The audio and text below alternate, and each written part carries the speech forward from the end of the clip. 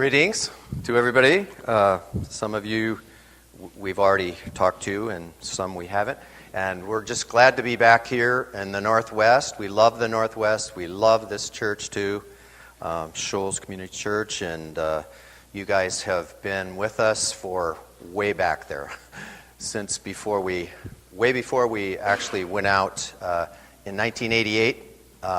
You were with us, and we thank you. We praise the Lord for things that have been done mutually.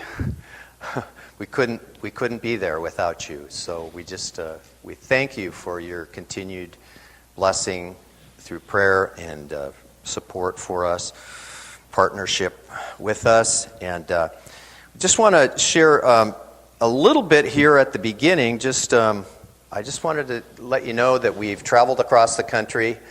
We came from, we were in a lot of places in the Midwest. Our kids are spread out now, so we have two of our kids in the Midwest, Wisconsin, Milwaukee, Wisconsin now, and also down over in Norfolk, Nebraska, which is like about a 2-hour drive from Omaha.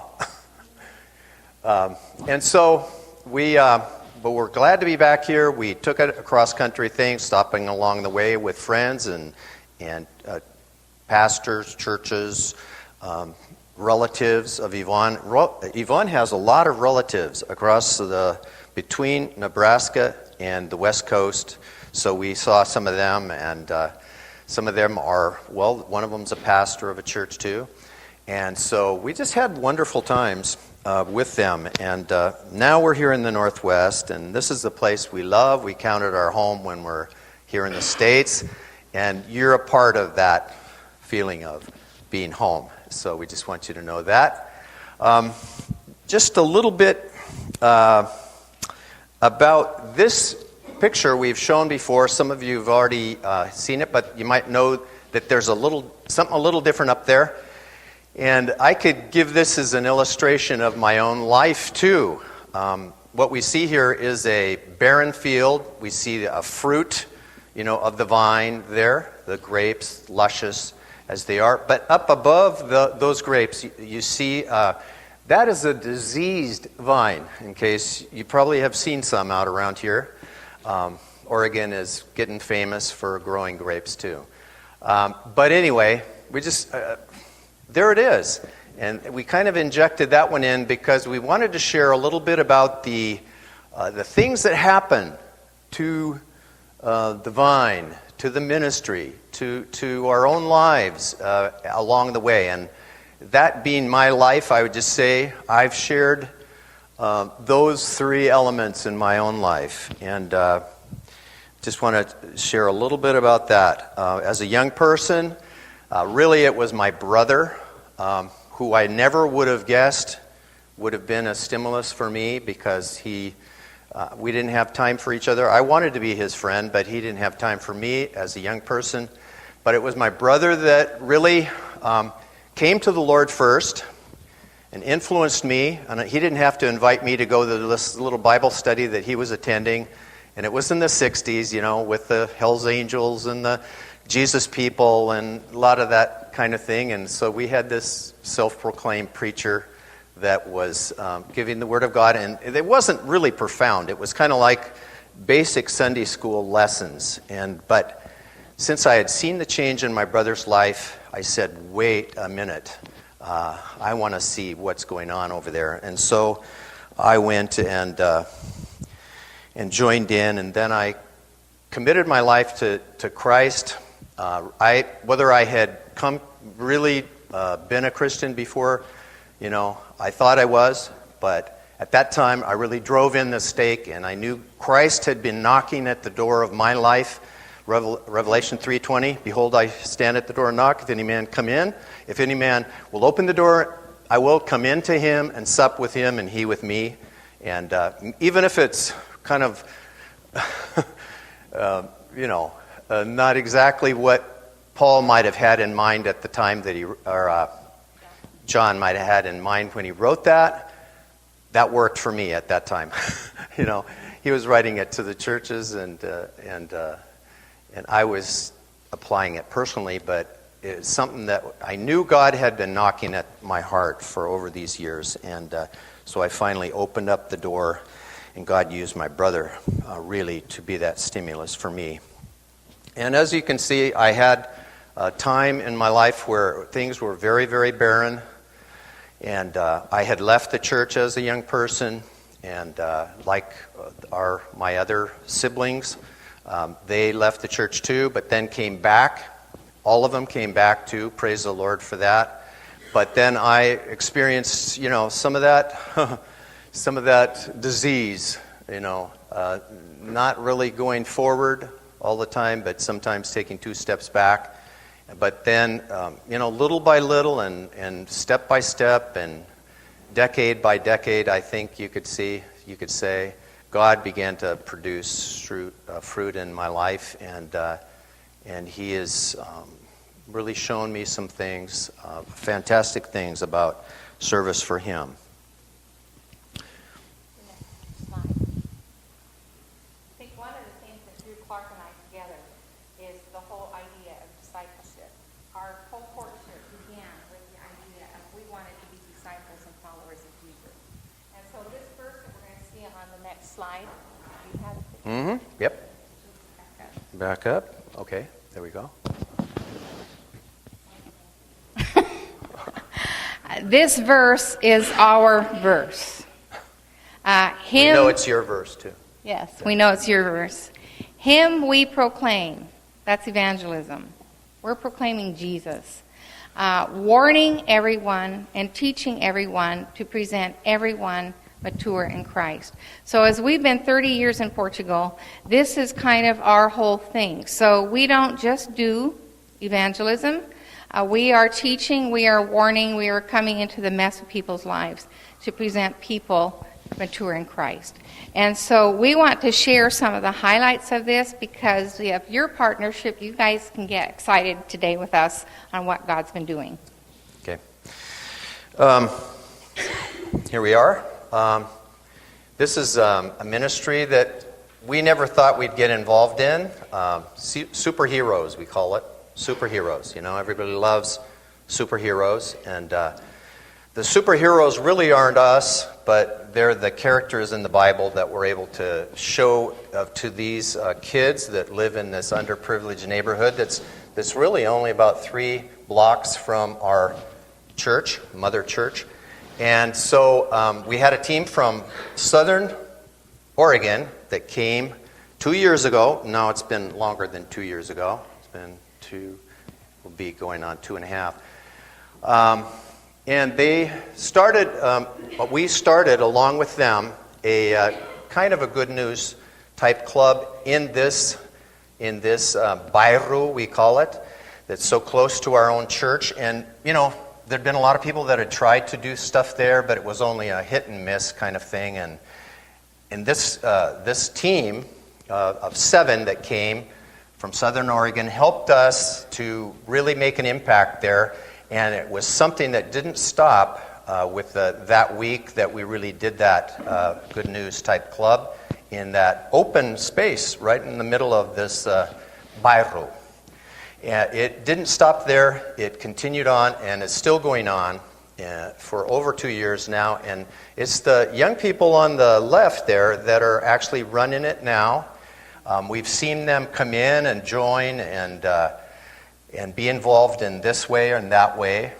We never thought we'd be involved specifically in a ministry like this with kids. We went first to Portugal kind of with that in mind, but we realized when we got there that this church that we came to, and we were doing a kind of a internship in it, we realized that was already pretty well covered there and we didn't have to do it. So since then, we really haven't, other than teaching Sunday school, had a ministry like this, but this was an outreach where it was a little microcosm of the church that was put out there in the community, and we really liked that idea.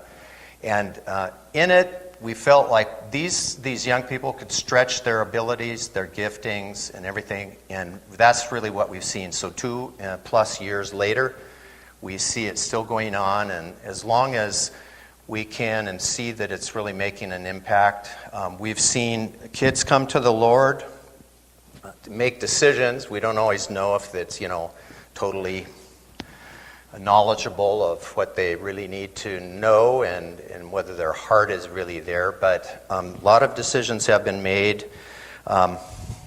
Just a little bit more about that area is, there's all the problems you can imagine that these kids are facing on a daily basis in their own homes. Alcoholism of their parents, divorce, broken marriages, you name it, it's there. And so it's been interesting to see that and really hear their voices in this ministry when we give them a chance to say and express themselves. Some of them say things like, one girl whispered, I think it was to Yvonne, right, that she had no friends and that the people called her disgusting. Everybody seemed to call her disgusting. How would you like to be her? And another one asked God in prayer, some of them pray, ask God in prayer to help her not to be a bully. And then you think, well, okay, something's getting through. They're hearing. It's making a difference. But one of the fun things we shared in Sunday school, two of the young people that are part of that team on the left, that were 14 and 16 when they started, these are the two that are now leading our little mini groups within this group. And that the kids are developing a relationship where they can open up what's really going on in their lives. It's really been fun to watch. Next slide. You might wonder, what on earth does a wedding have to do with a small group? In this case, it's not a small group, it's a support group. As we've shared in previous furloughs, we've had pastors often made the comment, we have not seen many lives transformed by the gospel. But what we've discovered that has been really fun is instead of having a Christianity that is skin deep, these support groups are taking it down to a whole different level.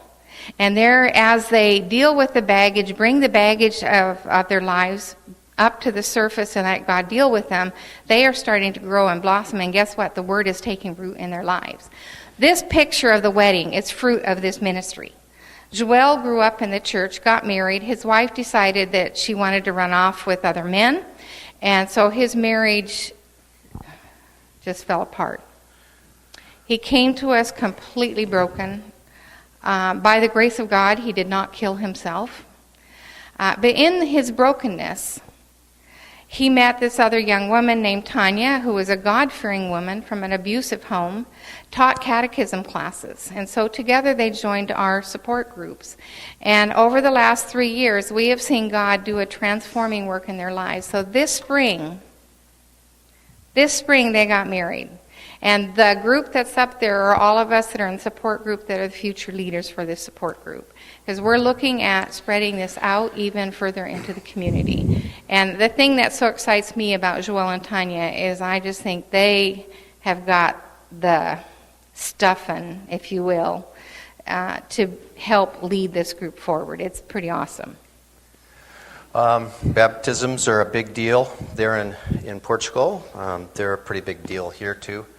They seem to be a bigger deal there. And we want to focus in on a couple that are here.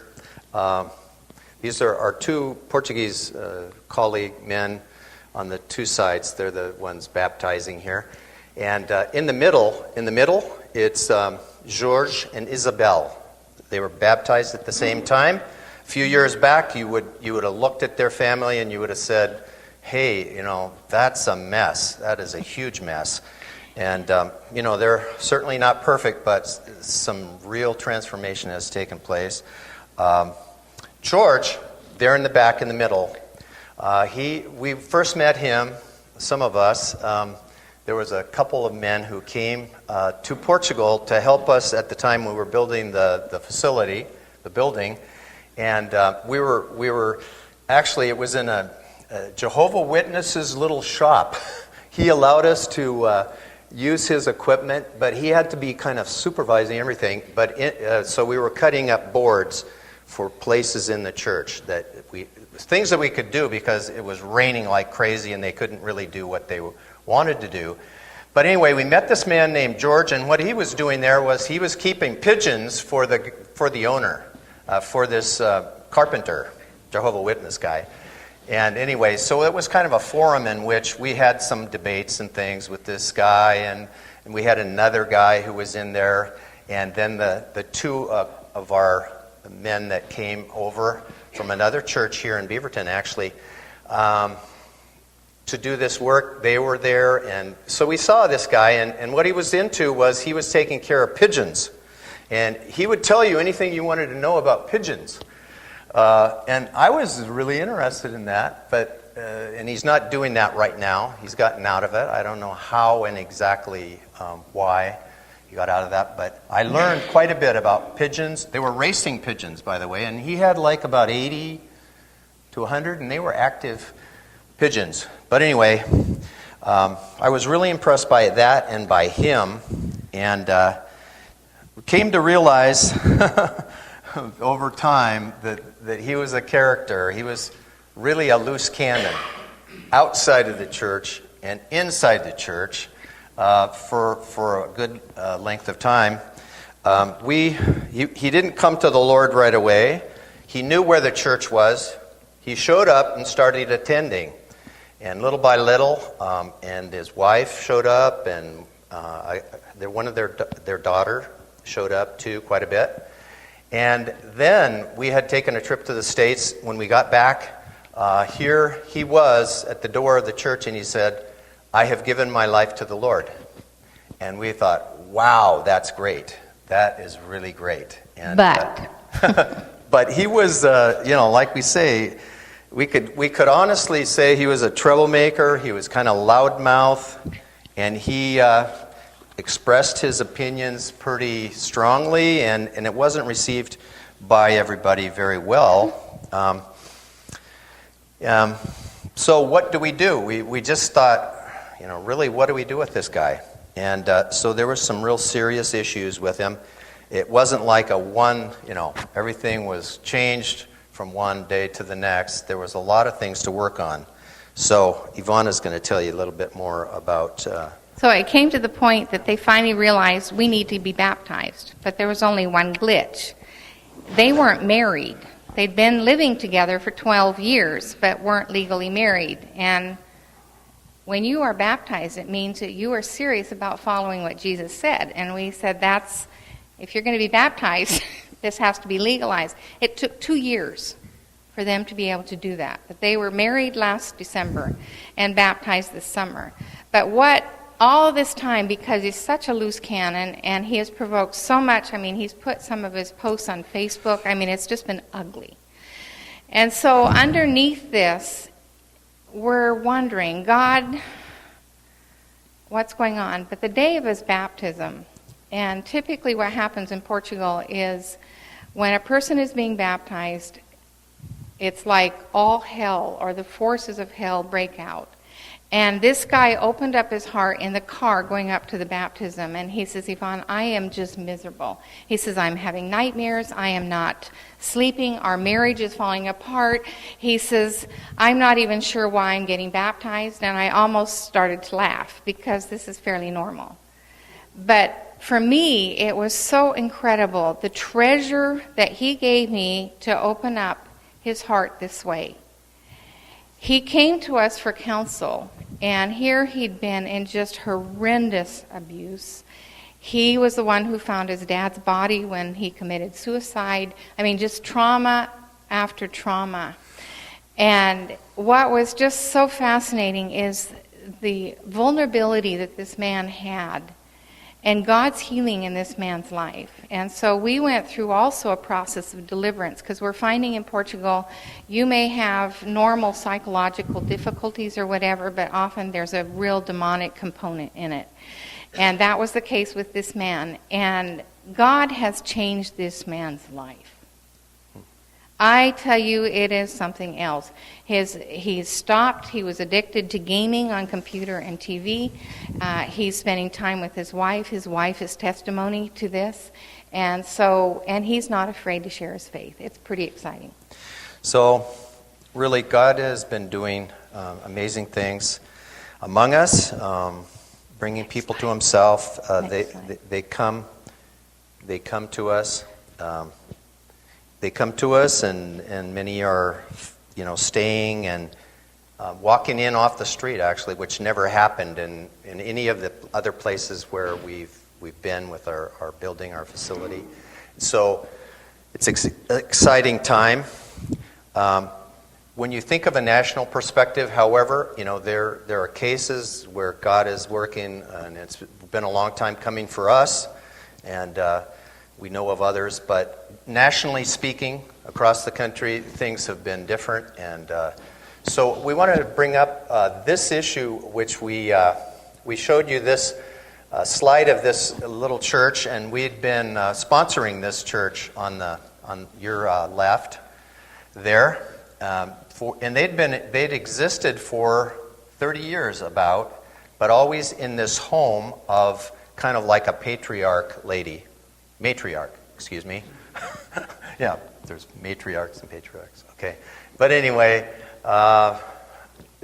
we knew that something had to happen and something had to give, and we tried everything and found advice here and there. And one of the pieces of advice was you can actually do a funeral for a church. And we decided that was the best thing to do in this particular case, so that we could, through the Lord, really release this church in another community with other situation around them. And so it was kind of risky to do something like this, and there was a lot of complaining that went on and things like that, but there they are on the right-hand side in a new facility that God provided, quite amazingly, right almost across from a fire station, which is a great opportunity too over there. And so there's a new thing happening in that area of about 150,000 people, which is much a bigger area, and without any other evangelical church. A national pastor that's been half-time in our church is the pastor of this church too. And so there you have it, and little by little those people are beginning to see that, yes, okay, we can do some new things here. God has been blessing us in this new place, so that's really exciting. So we'd like to show, these statistics came out last year and have been absolutely shocking. I don't know if you can see them or not, but we thought we were doing great. We thought we were really making progress. But if you look at, we're on a downward slump. And instead of being at 1% evangelical, or even higher is what we thought, we are only at 0.43% evangelicals. There's one church for every 11,000 some people on a national average. Up where we are, it's more like one church for every 18,000 to 20,000 people. So we have gone backwards. Next slide.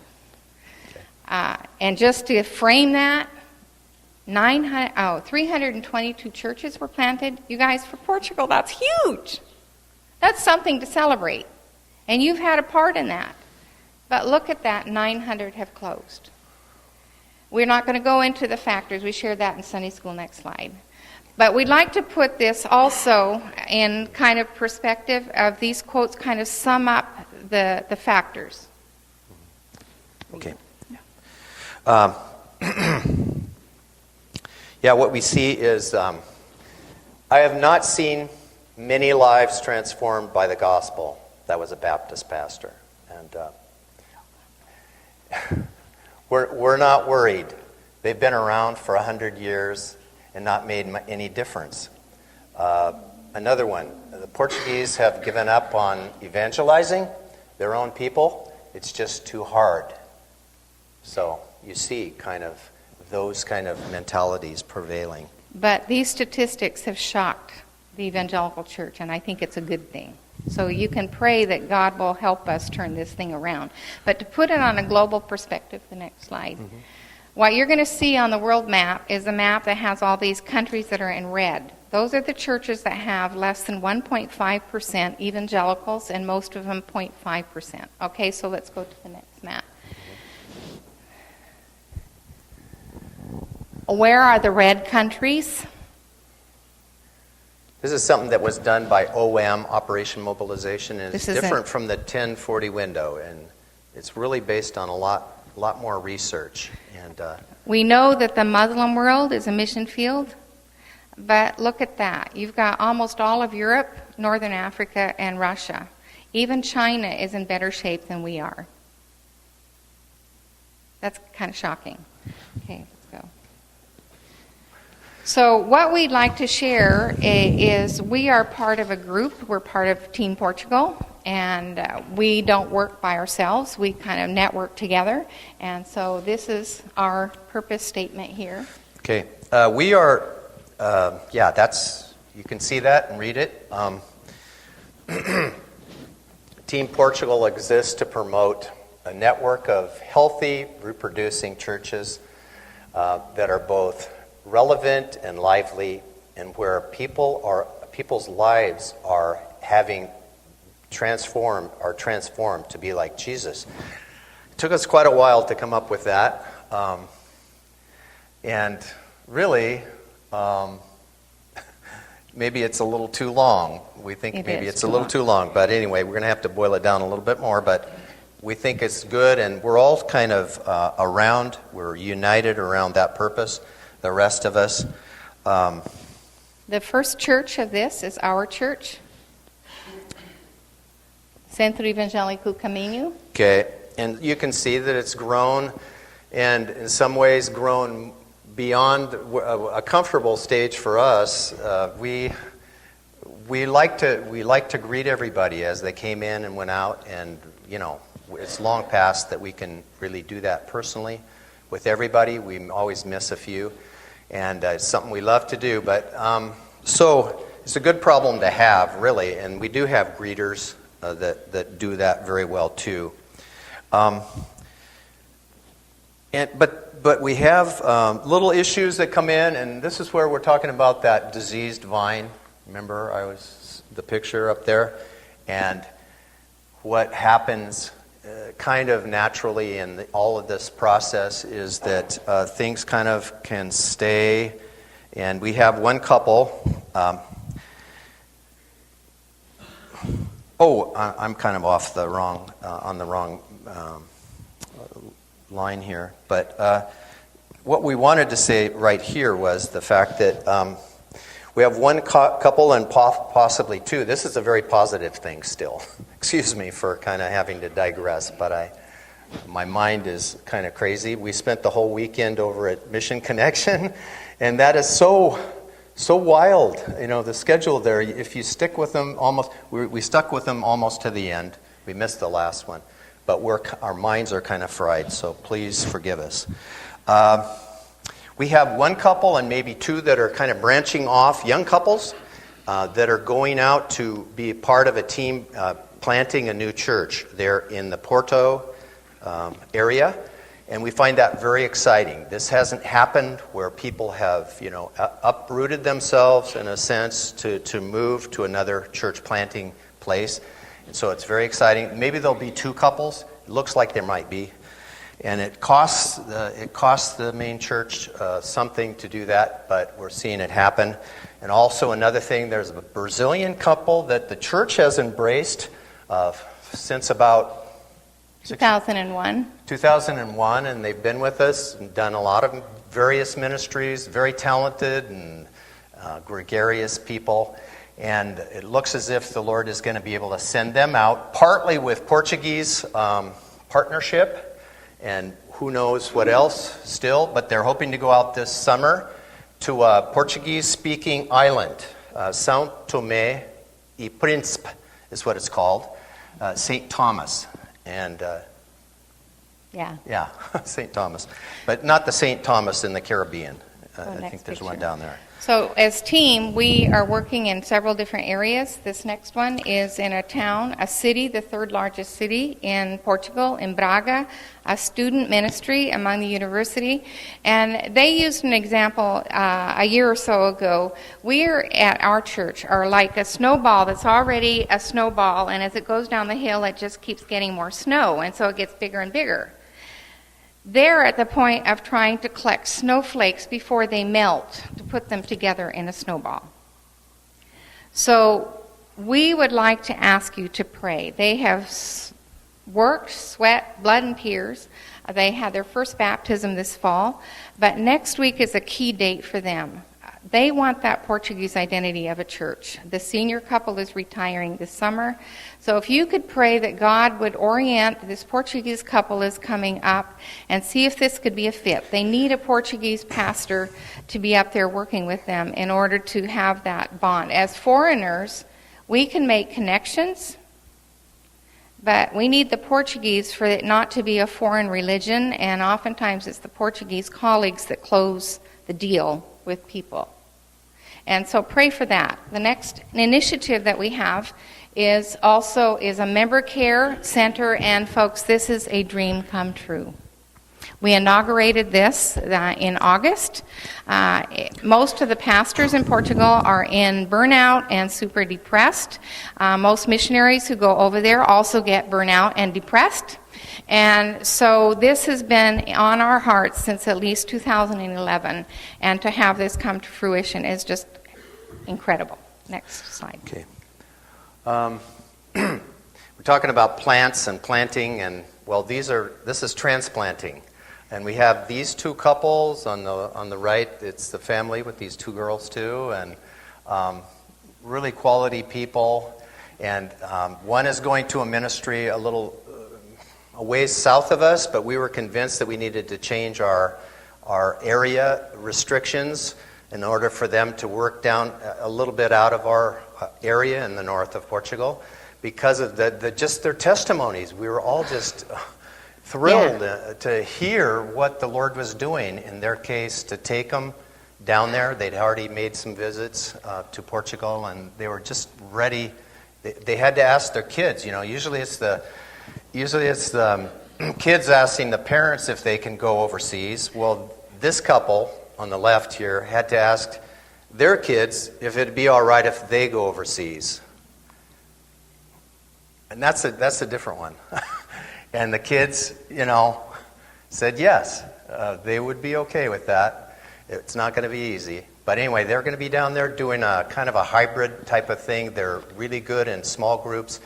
And some of Marina's family members are actually in that area, and she just wants to see many of them come to the Lord. And so they're going to partner with a couple of churches down in that area to see God work in their own families. And then the others, off on the family on the right, they're going to be working in the member care facility.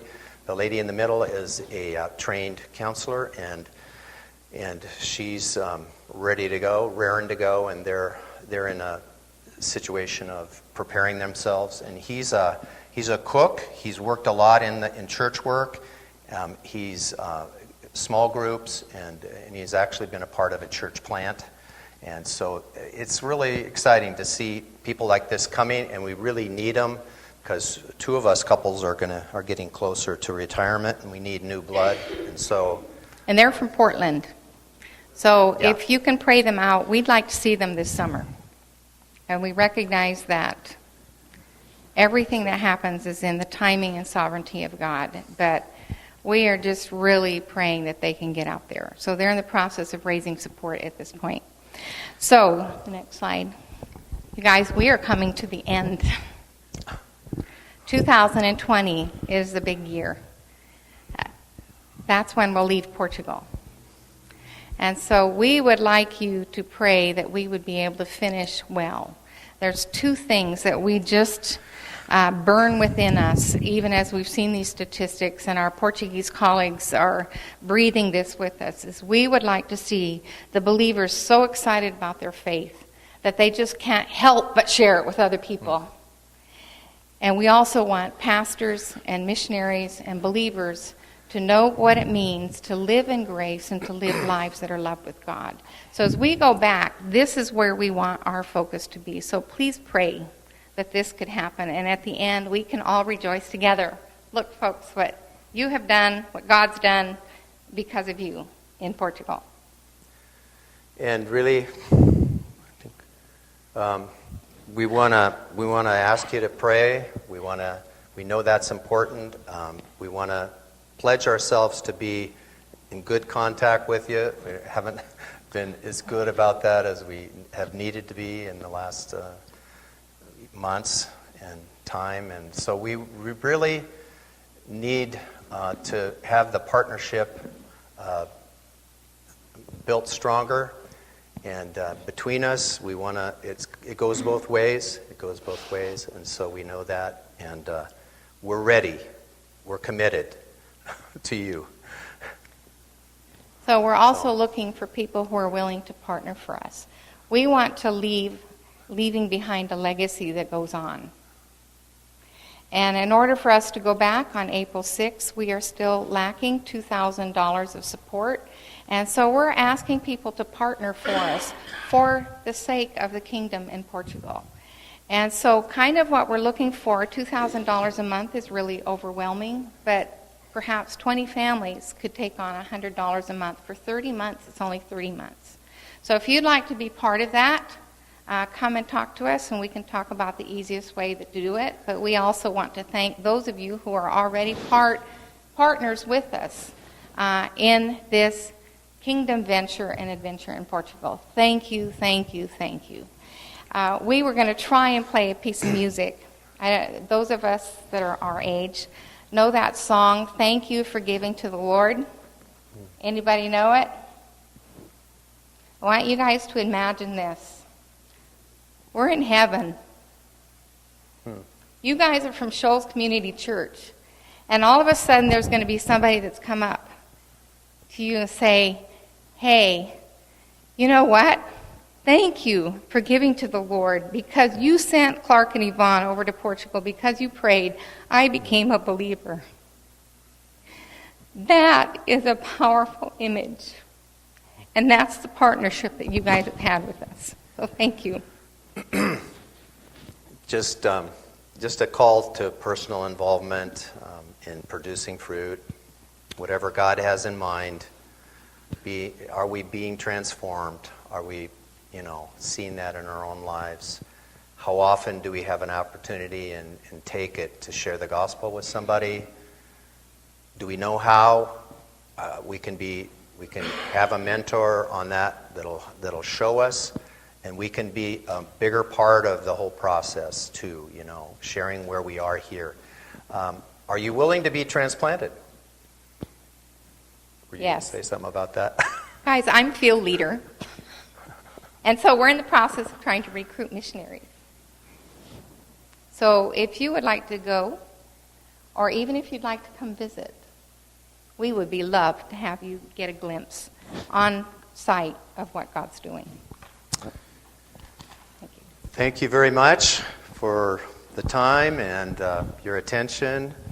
We're excited what God is doing and going to do, and what He, is doing in your midst too, which we're not always totally abreast of that, but we pray the Lord's blessing on this church, that it would move forward forcefully for Christ.